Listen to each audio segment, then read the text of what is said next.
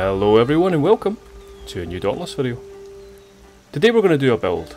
It's been a while since I did a build. I think with all the changes that are coming to Dauntless, you sometimes lose track of the present and what actually matters in the game. With all the changes that are coming to this game in the summer, especially the new weapon and armour progression system, I can imagine a lot of people would think it'd be quite pointless to share a build at this point. However, I've had a lot of enjoyment from this build, so I'm going to share it with you so you can maybe use it or implement it in some way into your game before these changes happen. So the Farslayers, as we know, are good hunters, they're keen warriors, they are secretive, mysterious, they have close ties to nature and they use that to their advantage when in combat. And they're also very careful and helpful, and that's exactly what this build is. It's very defensive, but it also has a bit of offense about it, and it's almost impossible to be downed with this build because it's so regenerative. So the weapon of choice is of course the Poisonous Thorn, the legendary weapon from the Agaris. This will work with any weapon of course. I just choose the sword specifically because I like to vary up my builds. The sword is not one of my favourite weapons, but I like to have it in there just for a bit of change. So the Poisonous Thorn gives you 96 plus damage to shock behemoths and minus 48 damage to terror behemoths. And then you've got that legendary ability that comes with it, of course, which revives all slayers in a large radius as well as yourself, granting them healing over time and immunity to stagger. Usable while downed as well, and resets on behemoth kills or after 5 minutes, and it's an extremely good legendary ability for healer and support builds. For modifications, I've added onto that the +3 tough cell, which increases your max health, and the +3 zeal cell, which increases effectiveness of lantern abilities. For the special, I've went for the ardent cyclone. The mod I've added is the charged sword focus, which instead of dealing damage over time, resounding echo deals damage once after it expires and deals +35% total damage. The sword I've bonded it with is the Fenrir's blade, which adds +3 parasitic to your cells. Also, when jumping, you create a platform of stone in the air ahead of you which lasts for up to 3 seconds. Up to 2 jumps in a row can be performed before the ability must be recharged. Activating lanterns refreshes the 2 jumps shortly after forming. The platform falls, dealing 250 terra damage and interrupting the behemoth. For the Omnicell, I was considering going for the Artificer Omnicell for what that offers, but I've opted for the Iceborne Omnicell purely because it's got that extra health and percentage of lifesteal. So with the Iceborne Omnicell, of course, you get the 750 frost damage with double damage at full health, handy because you're usually going to have full health with this build. You gain stagger protection and plus 10% lifesteal for 8 seconds. The passive ability again is that plus 100 health and the plus 1% lifesteal and plus 5% damage reduction for every 150 missing health.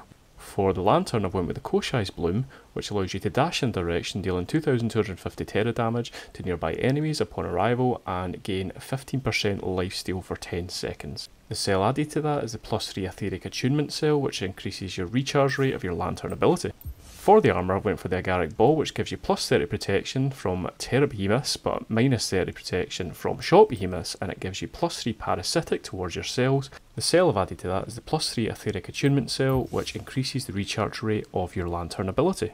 Right, for the legs, I went for the Thrax's Guile, which gives you +30 protection from umbral attacks and -30 protection from radiant attacks, and it gives you +3 cunning towards your cells. Added onto that, I've added the Cunning Cell at +3, which gives you a chance to critically strike, increasing damage dealt. Right, for the Greaves, I went for the Thunder Deep's Regulators. A bit of a contrast to all the Terra weapons and armour I've been using in this build, but it helps balance it out a little bit. It gives you +30 resistance to shock damage and -30 resistance to Terra damage. It also gives you +3 zeal towards your cells, and I've added the +3 tenacious cell onto that. Right, for the helmet, I've went for the Gnasher's Cap, which is neutral in element and it gives you +3 tenacious, and onto that I've added the +3 tough cell, which again increases your max health.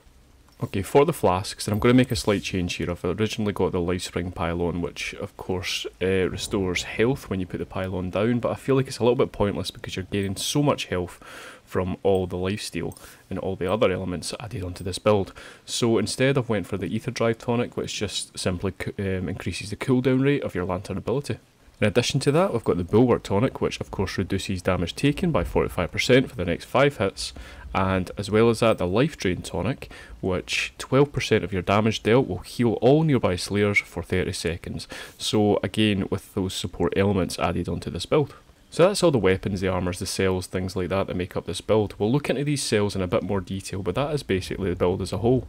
And for the transmog, of course, we went for the Farslayers armour, which I think I got way back in about 2020, something like that, very early 2020. It was originally released as a hunt pass, and it was an excellent hunt pass. It's been released a few times since then, and there's been some spin-off versions and variations, but the original is the best in my opinion, and I like the way it looks. Okay, so now the most important aspect, the cells which make up this build.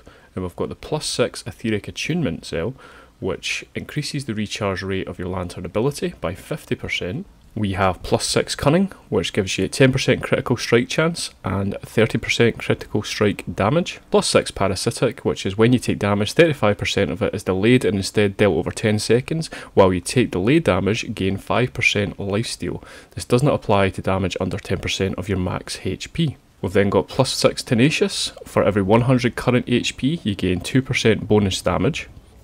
+6 tough, which gives you +500 max health and +50% increased healing from all sources. And then finally we've got +6 zeal, which gives you 65% lantern ability effectiveness. So as a whole, this is a very effective build. It's not going to allow you to down the most powerful behemoths in a matter of seconds, however it's going to make you extremely difficult to kill and extremely frustrating, I'd imagine, for the behemoths to be able to kill you. It's also going to allow you to avoid death pretty much entirely, and it's also going to allow you to support those around you. So it's a very helpful build for part of a team. So the lifesteal element is one of the most important aspects of this build, which you gain from the Omni cell, from the lantern and from the parasitic cell, and it allows you to constantly rejuvenate, regenerate and absorb health, so it's very difficult for you to be downed.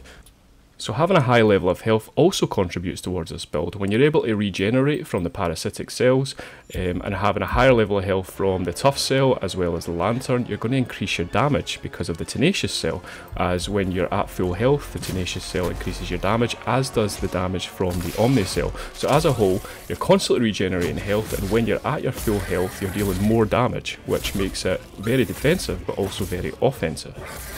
To add on to that, when you're using +6 zeal, you're increasing your lantern ability, so you're doing more damage with the lantern but also increasing your lifesteal abilities. And added onto that even further, not only are you increasing the ability of your lantern with the zeal cell, with the +6 etheric attunement cells, you are increasing the refresh rate so you can use it more often. And finally, just a little cherry on top, another sucker punch for those poor behemoths, I've added in that, of course, that +6 cunning cell, which increases your strike chance and your strike damage. So overall, a very defensive build, but it has the potential to be very, very high in damage as well.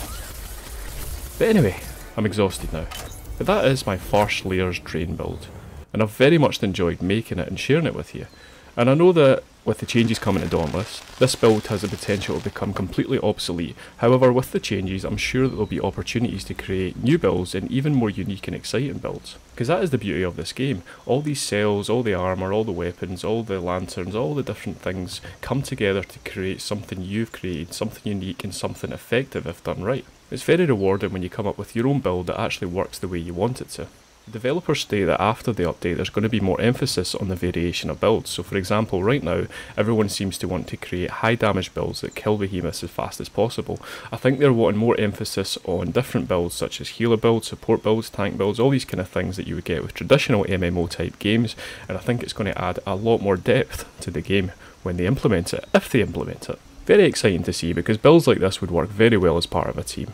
But anyway, that'll about do it for today. If you are new to the channel, please feel free to hit that like or subscribe button. If you have any feedback or any constructive criticism towards this build, please feel free to leave it in the comment section below. I do a Dauntless podcast, it'd be nice if you wanted to check that out if you're interested in all the new additions that are coming to the big Dauntless update this summer. But until next time, see you later.